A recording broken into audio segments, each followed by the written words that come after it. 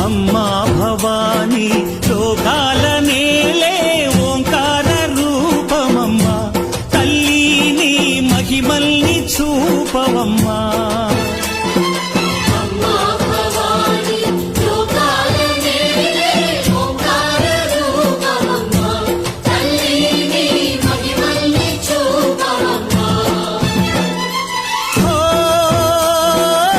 సృష్టికే దీపమా, శక్తికే మూలమా, సింహరథమే నీదమ్మా.